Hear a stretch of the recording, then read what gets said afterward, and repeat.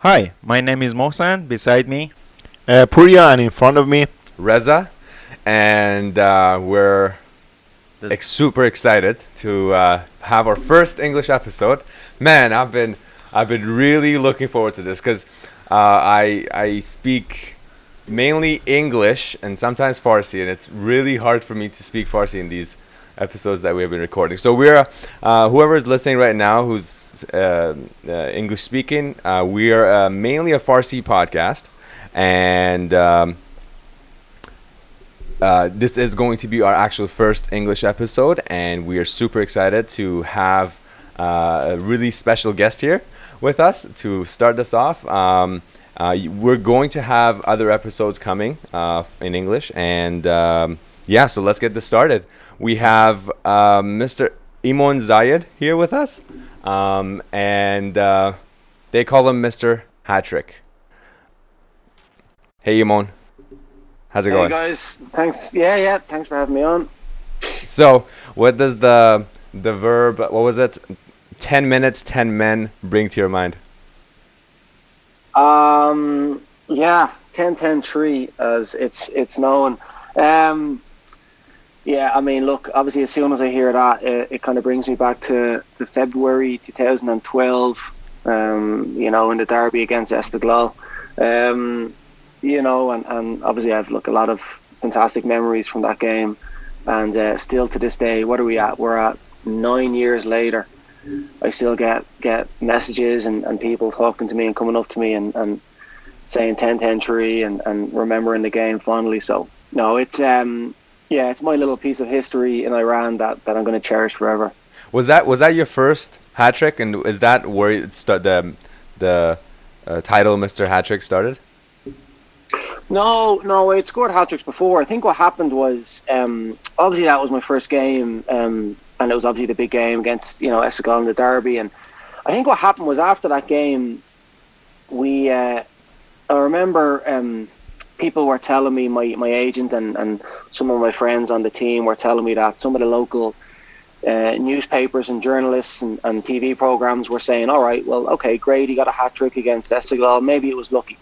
Is he such a good player, or was it just pure luck, pure coincidence? And I think it was like less than a month later, in March time, I had my very first Asian Champions League game, and we were playing against Al Shabaab at home in the Azadi Stadium, and I got a hat-trick in that game. I think I scored the first 3 goals, and it was after that game that they were like, oh, hold on, okay, well, now he scored a hat-trick in the first Champions League game against Al Shabaab. So I think it was after that game that they called me Mr. HatTrick. And then I think a month, 2 months later, I scored another hat-trick at home in the Azadi. I can't remember who we played against, but we lost 4-3. was Rohan. Yeah, I think I remember Ali Karimi set me up for 2 of the goals, and I think, was it his brother or a relative playing in goals for the other team? Yeah, his brother was the goalkeeper in the other side. That's right. Yeah. Oh. But anyway, but it was after, I think it was after the second hat-trick against Al Shabaab in the Asian Champions League that the name came up. And yeah, I mean, I think it's a great name. So I'm not complaining. So how long have you played in Persepolis? I only played there for roughly a year. So I signed the contract. It was a short-term contract in their mid-season break. So I came in January, the very start of January 2012, and it was just a 6-month contract. And at the end of that season, in the summer of 2012, they had offered me a new contract. But the coach, it must have been Denisley, left, and they brought in a new coach. I can't even remember his name. It shows how well I got on with him. I didn't really look. He came in, and I don't think he kind of maybe liked me as a player. And he brought in some good players. He brought in Kareem and Safarad. I know I'm butchering that name, but I know he's a very good player, and he's he's still scoring goals for the national team right now, and I think is he in Greece right now or somewhere like that. But they brought in a few of the national team players from Iran, and they brought in some good players, but the coach really obviously didn't see me as somebody that he liked, and I think I left. I had signed a year contract, another year, and I left. I think I left November, December time of that year, which was unfortunate because I definitely wanted to stay longer. So someone in that team helped you out really well. Was it the head coach or the in that team? Well, I got on with a few people in that team. I guess I'm trying to think. The doctor of the team was probably my best mate. I got on really well with him. So he was probably my best mate on the team, because he obviously, he had a good education, so he spoke very good English. So I'd hang out with him a lot, and I mean we'd always go out for food and stuff like that together. But no, there was another guy I got on with really well, as Ali Reza Ashraf. I think now he's involved. He was a journalist, but now he's involved with the team. I don't know if he does the marketing or what does he do for the team. But I guess they were probably the guys that I got on with best with, because they spoke English. And then the players who also spoke good English were the players that travelled abroad, like Ali Karimi, Mehdi Madavikia, Vahid Hashemian. These guys, because they had played in Germany and abroad, they spoke good English. Javad Kasamian. These players, I know I'm not pronouncing these names right, but these guys were great guys to have around because they spoke good English and they had travelled and had played in Europe. So they helped a lot. Yeah, do you have any memories to share with us while you were in Persepolis for that year? Good memories or bad? Yeah, good memories and bad memories, like both. Share anything with us. Yeah, like you on or off the field. Both, like on the field, off the field. Of course, off the field. I mean, we see what's on the field. We want to know off the field. Yeah, I think off the field. I think my biggest challenge in Iran off the field, which was probably, I mean, not really a good memory, maybe a bad memory, was when I first came over to Iran. Obviously, I was a foreigner. I didn't know anybody. It was the very start of January, and it was hard to fit into the team. I felt initially, definitely for the first month, they kind of looked at me as an outsider. So they didn't. Don't get me wrong. There was obviously some people who were very welcoming, but there was also a portion of people who just I don't know. I mean, they just weren't very friendly to me. Not in a bad way, but like they would just walk on, but they wouldn't say, "Hey, good morning," whatever the case is. And I mean, it stemmed from the coach. I mean, most of it done easily. When I first came in the door, I remember the first time I met him. I arrived into training. I had my agent, and we arrived into the training facility, and we went up and kind of, shook his hand, and most of it done easily looked at me as if, like, "Who are you? I don't know who you are." And we ended up going into his office, the coach's office, and he had a translator. Who would translate Turkish to Persian, and also obviously Turkish to English. What? It must have been hard so, communicating with the coach.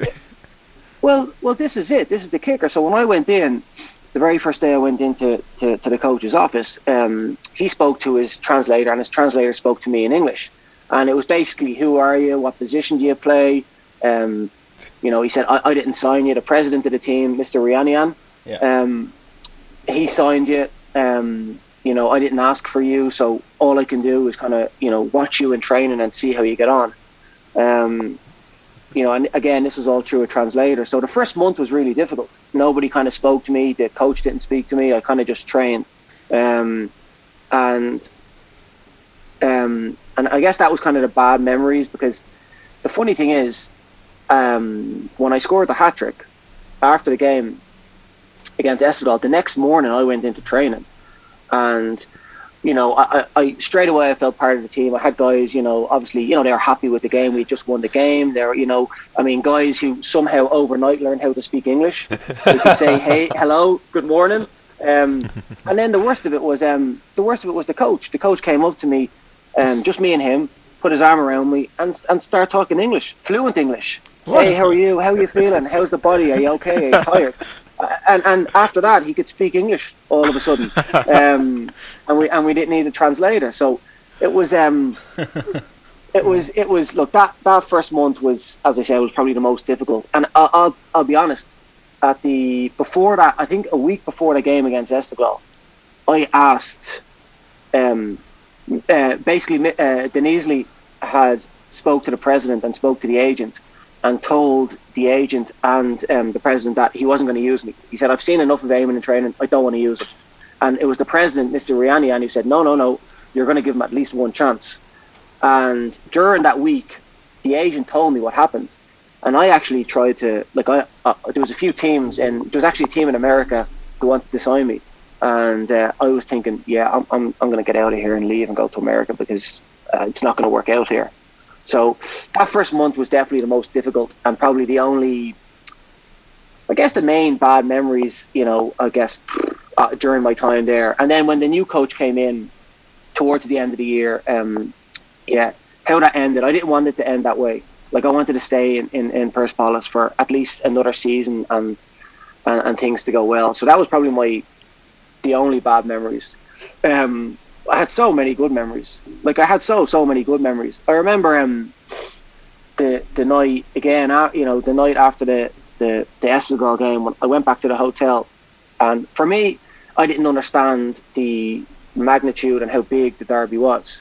I mean, look, I think there was 86,000 people at the game, and that was the biggest crowd I ever played in front of. But after the game, when I got back to the hotel, it was just like, for me, it was just another game. I was happy that I had scored and I kind of proved myself. But I sat down in the hotel lobby with a cup of tea and a biscuit, and my agent came in, and he came in and he sat down and he had tears in his eyes.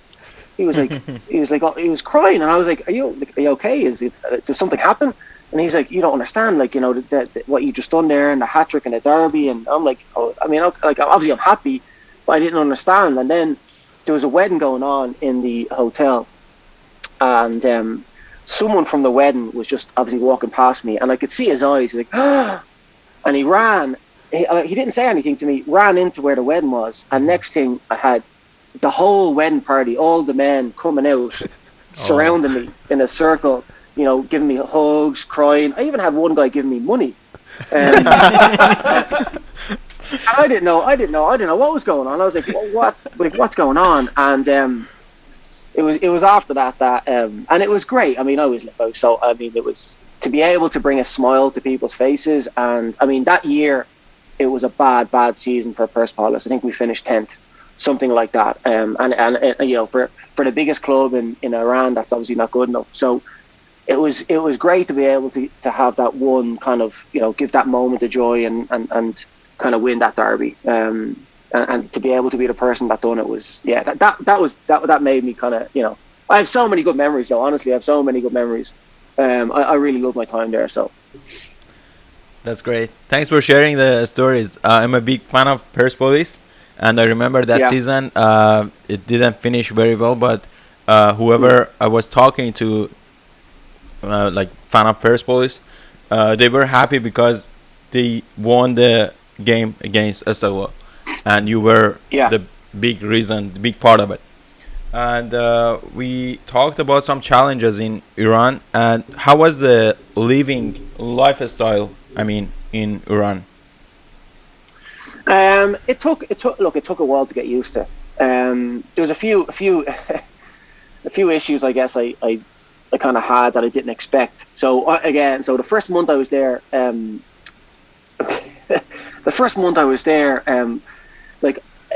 every day my nose would start bleeding, right? Mm-hmm. Genuinely, I'd be in a shower and my nose would bleed. What? And I thought there was something wrong with me. So I remember going to the doctor, the club doctor, and I said, "Listen, when I have a shower after training, my nose is bleeding."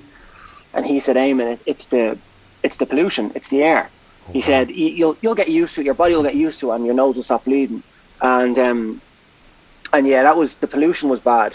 I mean, I'd used to have to go to, I think the mountain was Valenjak. Yeah. I think it was Valenjak. I used to go there all the time up to the mountains to get the fresh air, and and it was beautiful up there. So I went up there a lot. But I'm somebody that loves the outside and the outdoors. So kind of just walking around town and stuff like that was the air was not good.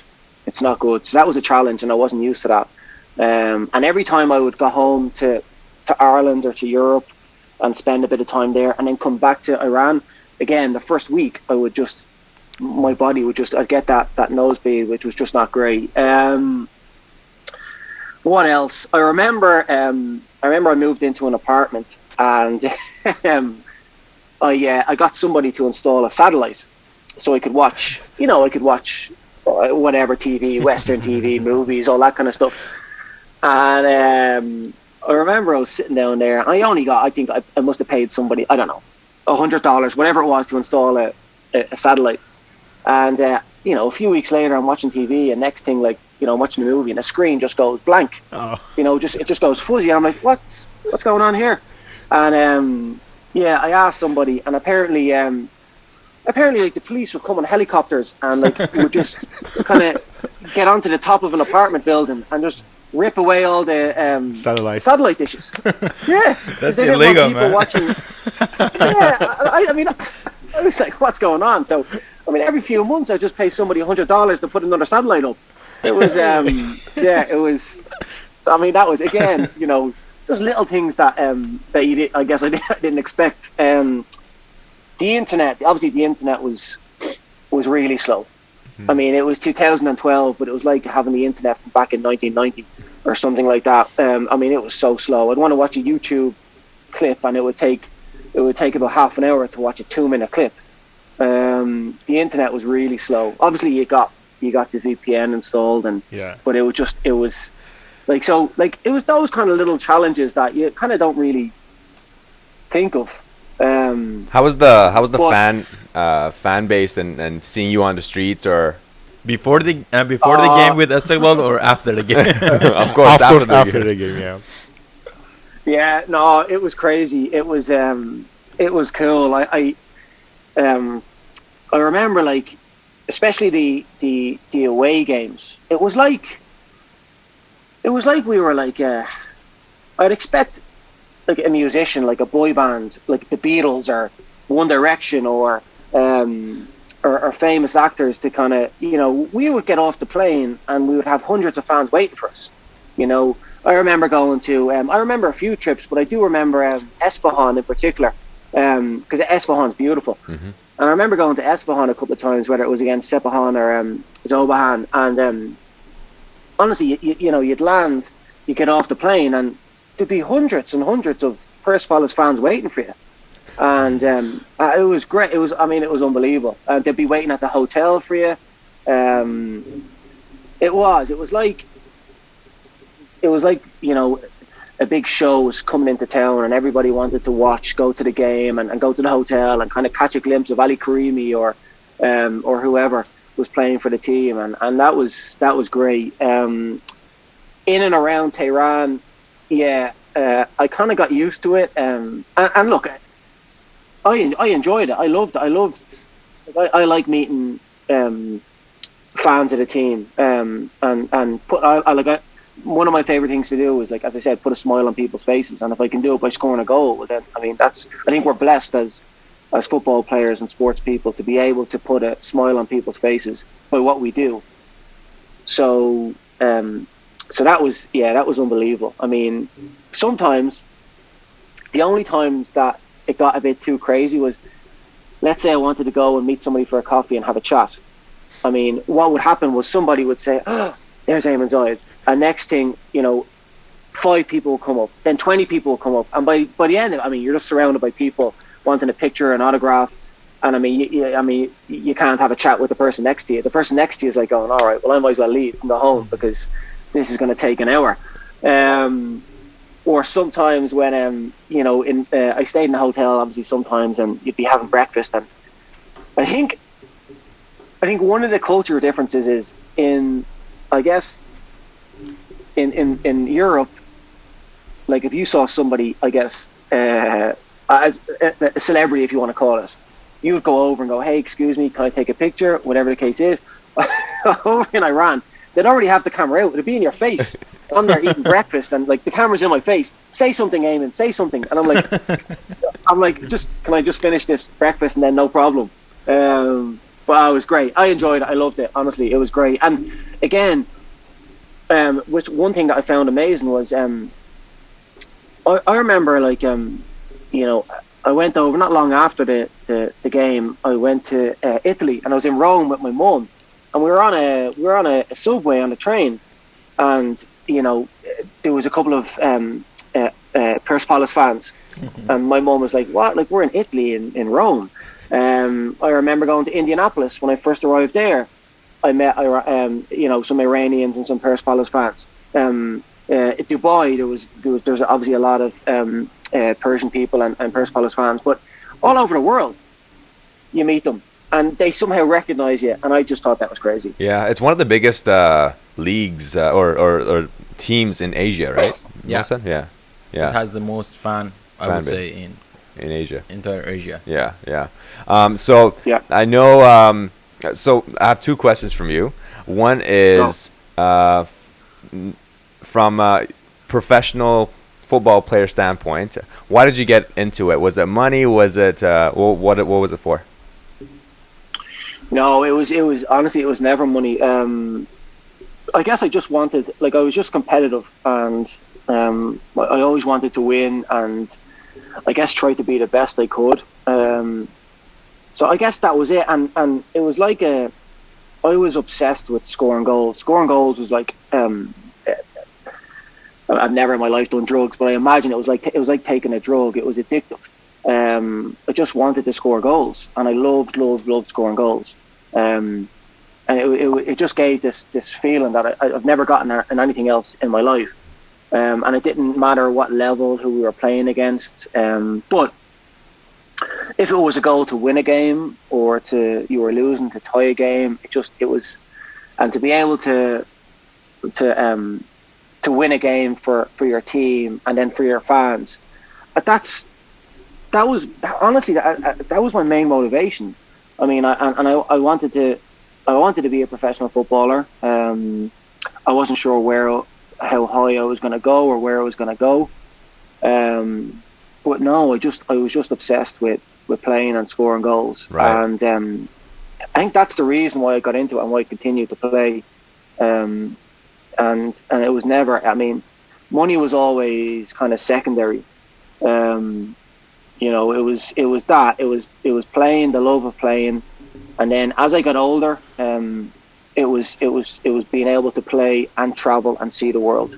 Wow. And being able to go into a culture that I wasn't used to, or that I'd never been to, and kind of make some kind of impact. That was a massive challenge, and being able to do it in Iran, and I guess Libya with the national team to an extent, and even in America, it was that was my motivation. Right. So now that you're in America, and you started a team in League One, right? USL Yeah. League One. So now as a coach, how's the transition been? What are your thoughts, and what do you want to do? Like, what's the hunger now? The hunger is still the same. The hunger is to win and be successful. It's a completely new challenge. Obviously, I've been in and around professional football since I think I signed my first contract when I was 17. So 20 years I've been in professional football. And I think it was maybe 6 years ago that I thought about coaching, and I started my coaching licenses. And I wasn't sure. Honestly, I wasn't sure when I wanted to stop playing, and I wasn't sure what level and where I was going to kind of start my coaching. But I knew it was something I wanted to do. So obviously stepping away from 20 years of playing into coaching it's different, but obviously you'll bring all your experiences with you. I like to think I was educated, an open mind. I always kind of wanted to take the best out of the cultures that I played in, and also the coaches that I played under, the good bits, the bad bits, and I'll bring that into my coaching. But look, it's my first head coaching position. I intend to win. I intend to go out and try and win a championship here in the league that I'm at, and then climb up the ladder. And I don't have certain goals or targets, but it's absolutely just being successful, winning. And I mean, ultimately, if I'm in America, I want to coach MLS. Eventually, if I move on, I genuinely would love. And I'm not just saying it because I'm talking to you guys, but I always wanted to go back to Iran and play. It was something that I wanted to do, but I didn't want to just play for any team. I wanted to obviously go back and play for Perspolis. But look, after 2012, 2013, I was getting a little bit older, and look, it didn't happen, and I went to America. There was a few conversations throughout the years about me maybe going back, but it never happened. So, I mean, would I like to go back and coach Perspolis one day? I mean, that would be a dream. Absolutely, I'd love to do that. I mean, it would take. Obviously, I need to do well here and be successful here, and that's going to take a bit of time. But no, I mean, that would be a dream come true if I could do that one day. I'd like to do that, and win a league in Iran and win an Asian Champions League as well would be a goal of mine to do. So we'll see. I mean, you have to have goals and targets, and that's definitely one of them. And why is that? Why is that? Especially you're talking about Persepolis, coaching Persepolis, or back then in a few years, last few years, you were thinking about going back to Persepolis to play. Why just Persepolis? Because it's hard to translate into words. Sometimes you go places and you just have a connection.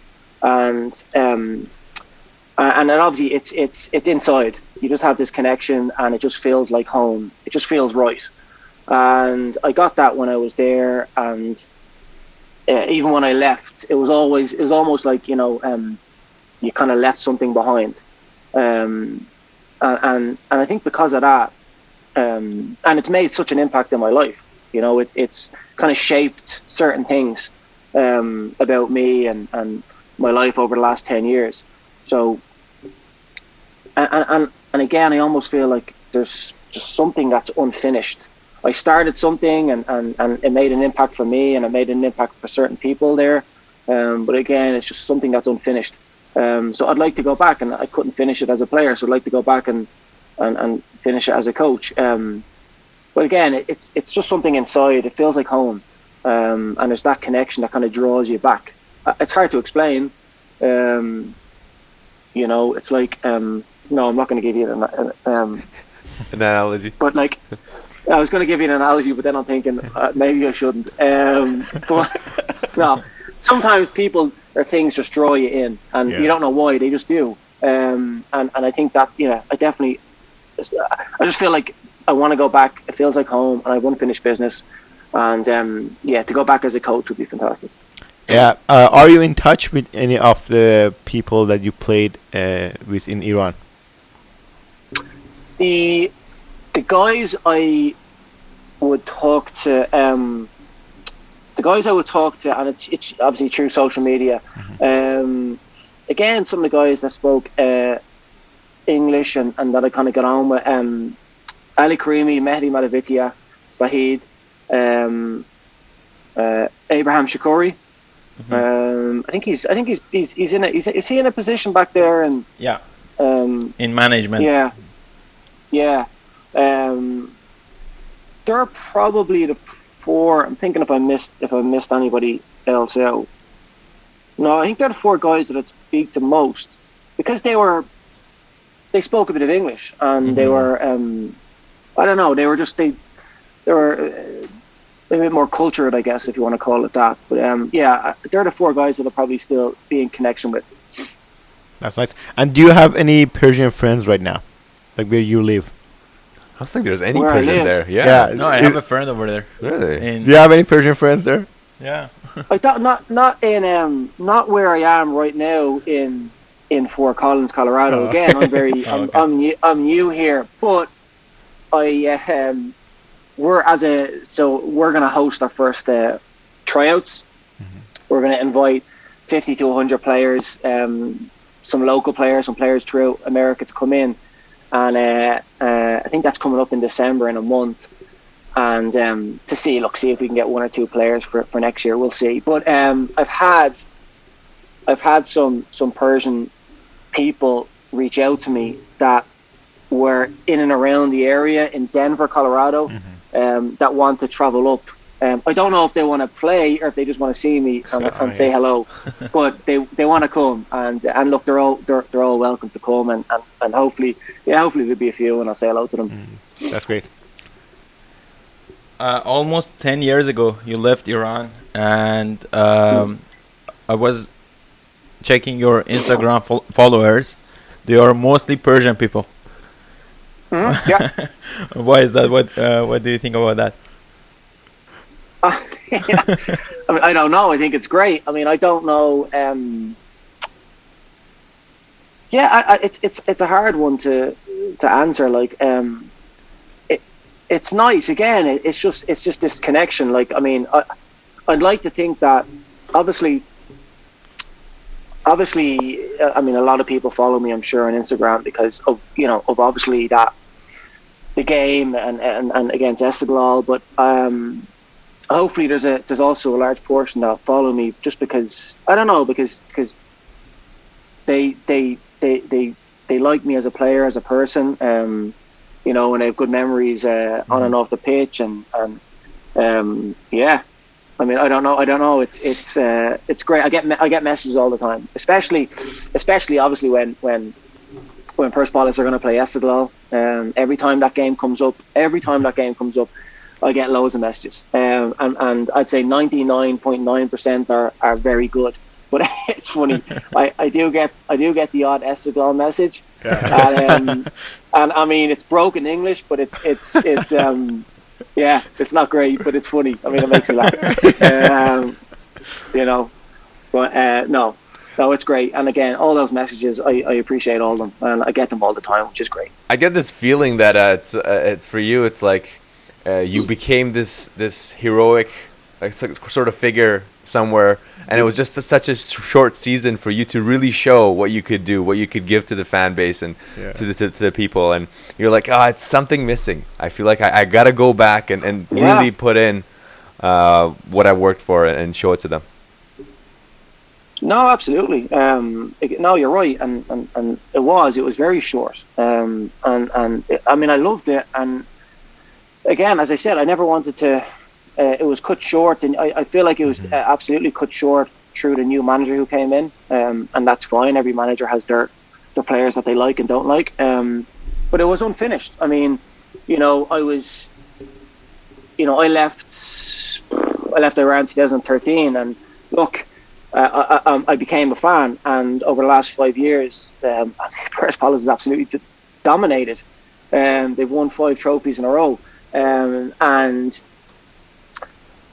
as a fan, you watch it, and you're happy, and that's what you want, and you cheer them on, and at the same time, you also, as a player, or as a coach now, like, you wish you were a part of it. You wish you were able to feel that success and win a championship.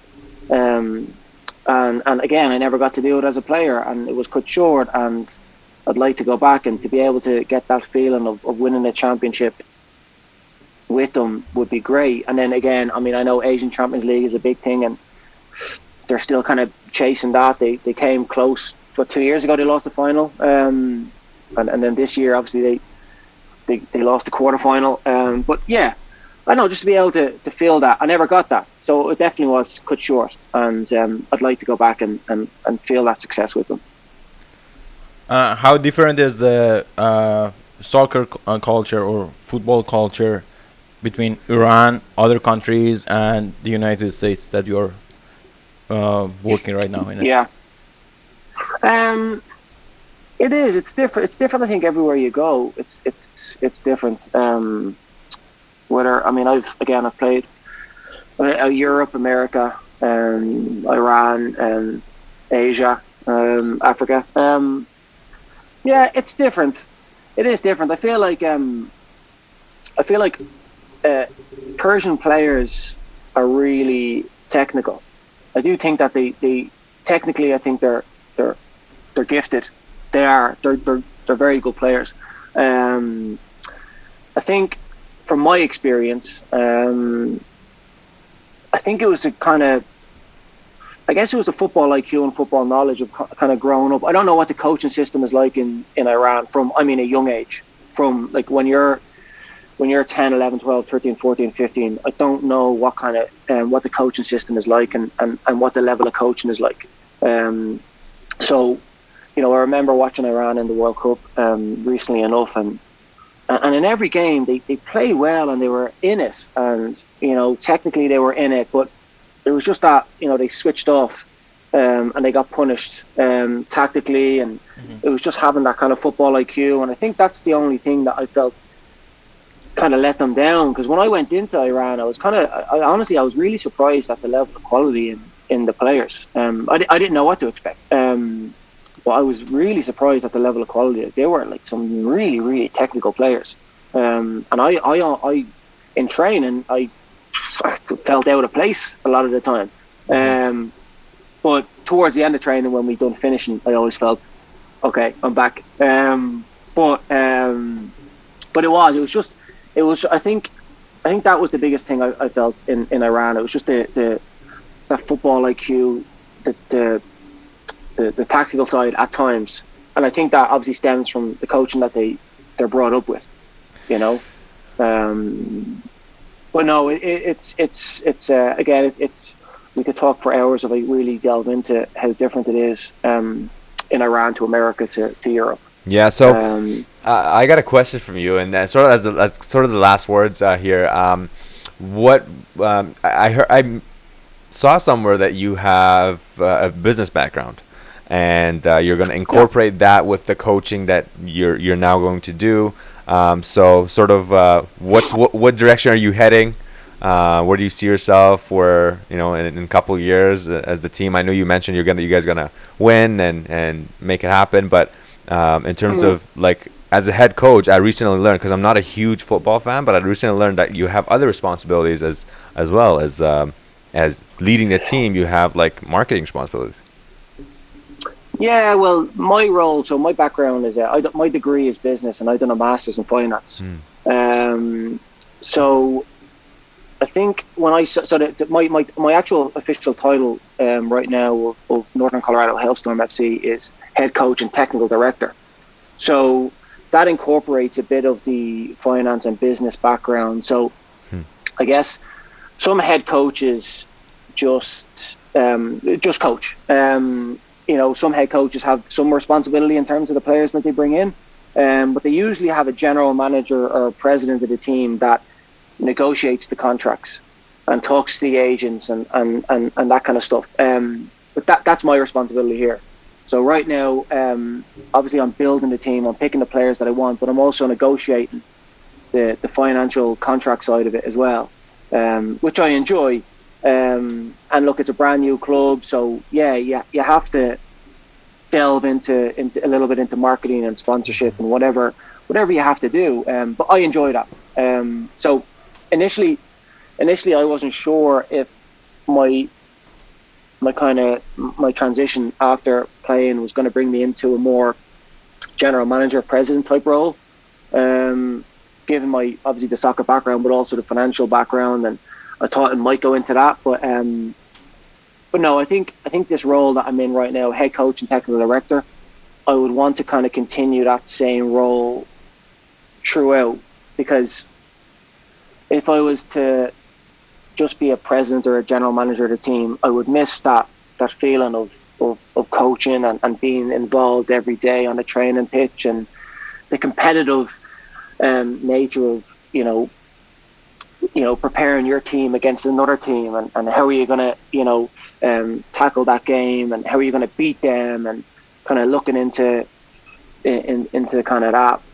So, where do I see myself in a few years? I want to still be coaching, also having that feeling of off the field and contracts and whether it's marketing spot, whatever comes my way, I want to do that as well. When I get into a club, I want to be more than just a coach on the pitch. I want to really kind of be involved off the pitch as well. Even going to events, meeting fans, trying to build up your fan base in the community, all that kind of stuff. So I see myself coaching still in a few years, but moving on up the ladder and trying to get to the highest level. Awesome. Thanks, Eamon. It was great conversation with you. If you have anything else to share with us, we would be more than happy to hear it for the last thing. Yeah, no, listen, look, I appreciate you guys having me on, and whenever I get asked to talk to, whether it's a podcast, a newspaper, a TV program, whatever it is in Iran, I definitely want to do it because I want to continue having that connection, and I genuinely, I mean it like wholeheartedly, that I don't think my time with Persepolis in Iran, I don't think it's finished. I think I just feel deep down I have more. There's something else along my journey that's going to bring me back there, and I genuinely do feel that it makes sense to go back in terms of a coaching role. So yeah, no, thanks for having me on. And as I said, my time in Iran is not finished. Yeah, awesome. It might be a few years. Yeah, I'm looking forward to it as a big fan of Perspolis and fan of you. Yeah, definitely, I'm excited for that. Cheers. Thank you very much for your time. It was nice meeting you.